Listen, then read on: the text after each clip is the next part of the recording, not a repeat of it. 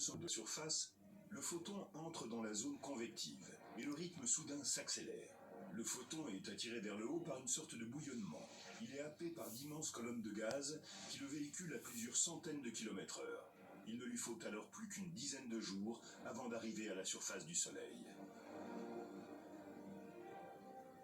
L'incroyable voyage est presque terminé lorsque le photon émerge des gaz légers de l'atmosphère solaire. Arrivé là, il ne lui faut plus que 8 minutes pour franchir les 150 millions de kilomètres qui le séparent encore de notre planète. Incroyable mais vrai, lorsqu'elle finit par atteindre la Terre, la lumière du Soleil existe déjà depuis des centaines de milliers, voire des millions d'années.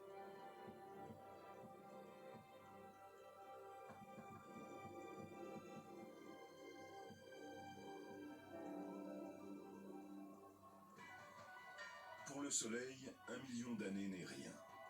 Le disque qu'il nous montre au couchant dans sa parfaite simplicité donne une idée fausse de sa longue et violente histoire. C'est une boule de feu née il y a des milliards d'années au cours d'une gigantesque explosion appelée supernova. Cette explosion titanesque, où une étoile bien plus grande que le Soleil a explosé, a donné naissance à un immense nuage gazeux qui faisait plusieurs fois la taille de notre système solaire.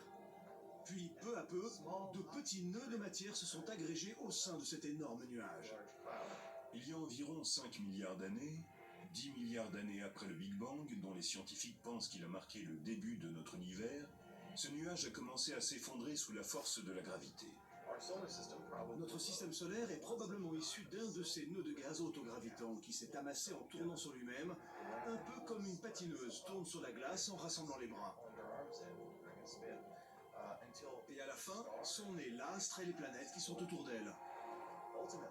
Finalement, à partir d'un certain niveau de densité, l'étoile est entrée en fusion et s'est mise à briller et à émettre de la lumière.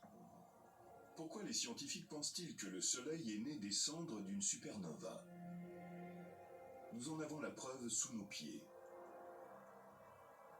Des éléments lourds comme l'uranium que nous extrayons de la Terre pour alimenter nos usines nucléaires n'auraient pas pu être produits dans le Soleil.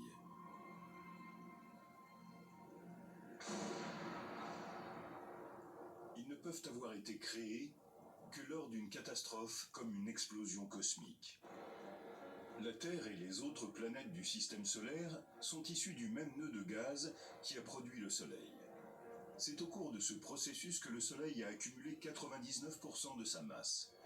C'est donc le plus gros objet de notre voisinage céleste, et il est doté de la plus forte attraction gravitationnelle. Voilà pourquoi tout tourne autour de lui. De toutes les planètes, la Terre bénéficie d'une relation privilégiée avec le Soleil. Si nous étions plus près de lui, nos océans entreraient en ébullition et s'évaporeraient. Le sol serait si chaud que le plomb fondrait.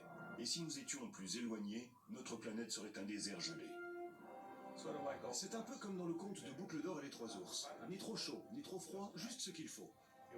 Nous sommes à 150 millions de kilomètres du Soleil et bien contents d'y être. Nous avons de la chance. Et si nous sommes ici, c'est parce que les circonstances sont réunies pour que nous y soyons.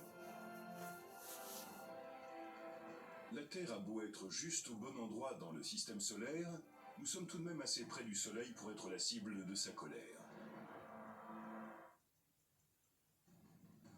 Chaque année, des milliers d'explosions secouent le Soleil.